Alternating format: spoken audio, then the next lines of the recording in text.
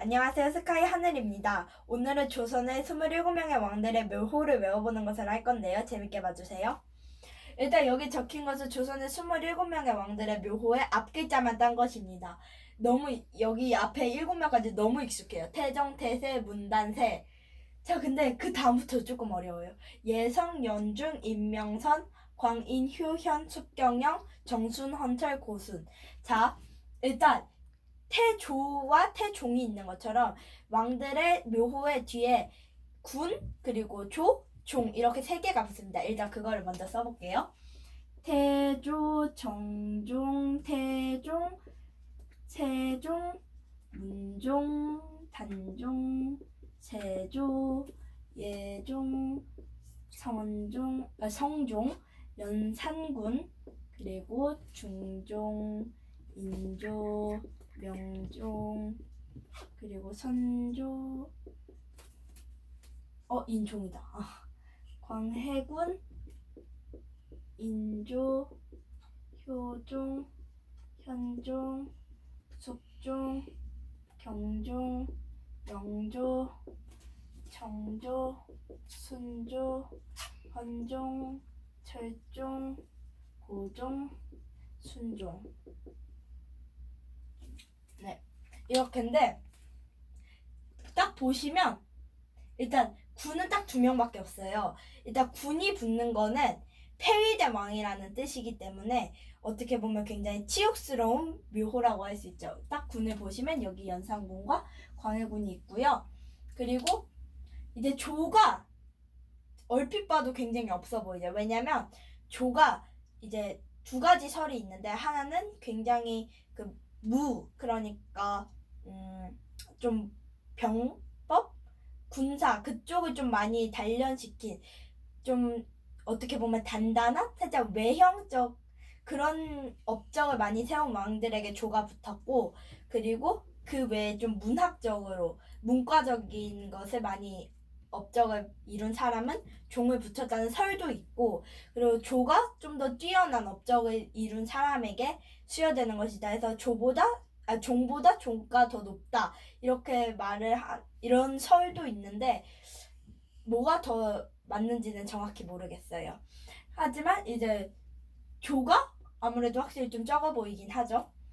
이게 다른 나라들을 공부하면 왕들의 이름을 외우란 얘기는 웬만하면 잘 안 해요. 근데 유독 조선은 좀 다들 막 이제 태정, 태세, 문단세, 예성연주이면서 막 이러면서 달달달달 외우는데 그 이유가 신라 고구려 옛날에 배웠던 그런 엄청 많은 나라들은 왕들이 흐름을 잡아주질 않아요.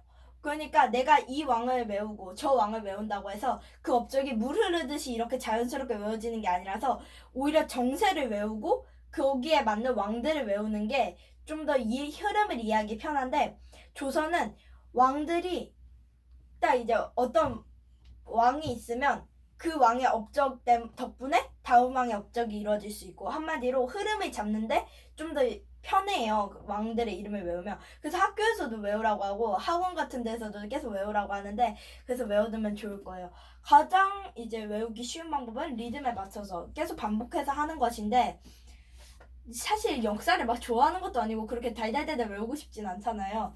그래서 이 왕들의 업적을 하나씩 연결해서 좀 하면 편해요. 그리고 우리한테 너무 익숙한 이름도 있고 그런 것도 이제 살짝 이렇게 짜집기 해서 넣으면은 좀 더 외우기 편하죠. 자, 일단 오늘은 여기 첫 번째 7대 왕 세조까지 해볼 텐데, 일단 태조는 너무 유명해요. 조선을 세웠습니다. 조선 건국. 그냥 끝! 태조는 이걸로 끝! 그냥 이것만 딱 외워도 조선 세운 사람? 태조 이성계 하면서 이제 딱 나올 정도로 너무 유명한 사람이고, 정종은 살짝 묻혀가는 느낌이 있는, 1번과 3번이 너무 위대해서 살짝 묻혀가는 느낌이 있는, 하지만 막 무능력하지는 않은 것 같아요. 왜냐면 딱 2년 동안 왕을 했는데 그 2년이 사실 자기가 왕인 시간이 아니었어요. 그 다음 왕인 태종이 왕이 되기 위해서 준비를 시켜주는 기간이었기 때문에 격구, 그러니까 요즘으로 치면 말 타면서 골프하는, 과거에 있었던 격구라는 스포츠를 계속 즐기면서 자신을 최대한 낮췄었어요. 그렇기 때문에 처세를 읽을 줄 아는 굉장히 현명한 왕이었던 것으로 보입니다. 그래서 격구.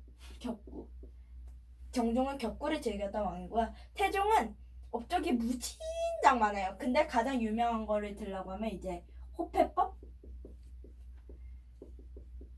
호패가 뭐냐면 지금의 주민등록증인데, 지금 주민등록증은 남녀노소 할 것 없이 모든 여자 남자 뭐 다 가지고 있잖아요. 하지만 그 당시의 주민등록증은 16세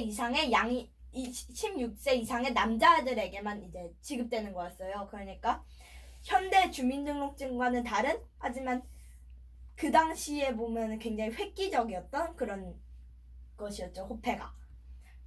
그리고 세종은 끝났어요. 훈민정음 창제하고 반포하고 끝. 뭐 이외에도 업적이 진짜 나열하라고 하면 이거 칠판 다 채우고도 한 3번쯤 다 채우겠지만, 가장 간단하고 가장 획기적인 거, 가장 대단한 거 하나씩만 이제 딱 연결해서 외우자고 했으니까 세종은 훈민정음, 훈민정음 창제한 사람 세종이란 거 다 압니다. 그래서 문종도 사실 묻혀가는 왕이에요, 어떻게 보면.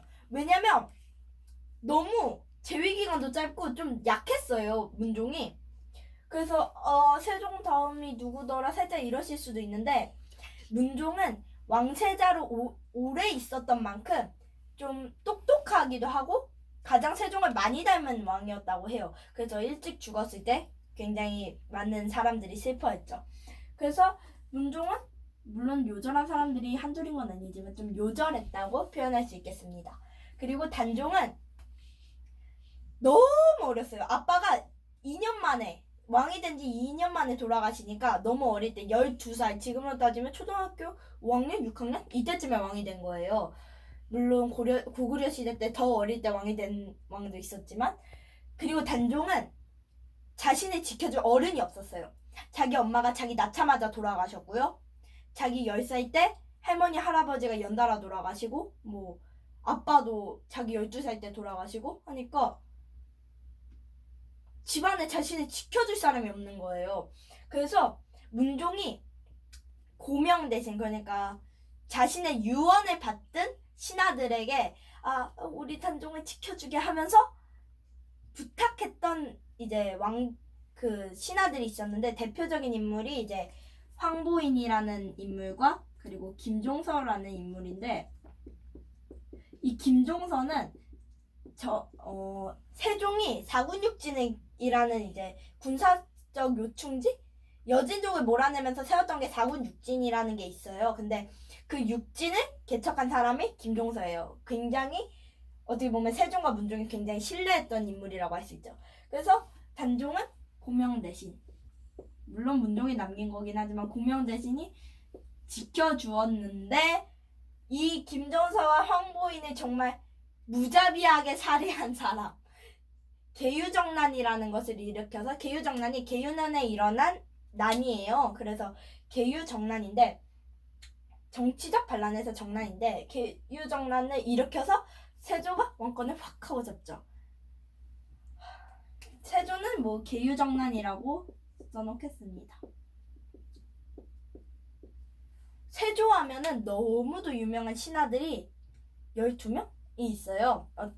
물론 다 이름을 외울 수는 없겠지만 사육신과 생육신, 이게 왜냐면 단종이 억울하게 폐위됐잖아요. 왜냐면 세조가 왕이 되려면 단종을 폐위시켜야 했으니까. 근데 단종이 세조의 누구예요? 조카예요. 조카 한마디로 폐위시키고 야 나 왕할 거니까 나가? 웃으면서 하는 게 더 무서워. 막 웃으면서 나가 이러면서 내쫓으니까 저것도 진짜 왕이라고, 나는 너 인정 못해 하면서 고문당하는데 계속 성산문이라는 이제 사육신 중에 한 명이 나리 하면서 진짜 끝까지 전하라고 안 부르고, 그러니까 자신의 왕으로 너를 인정 못한다 라고 계속 나리라고 불렀다고 하기도 해요. 그래서 결국에 이제 죽었죠. 그래서 단종을 폐위를 시켰잖아요. 근데 여기서 하는 게 있는데, 막 연산군하고 광해군은 폐위됐기 때문에 군이래요. 근데 왜 단종은 군이 아니에요? 단종은 다시 복위가 되었기 때문에 그렇습니다.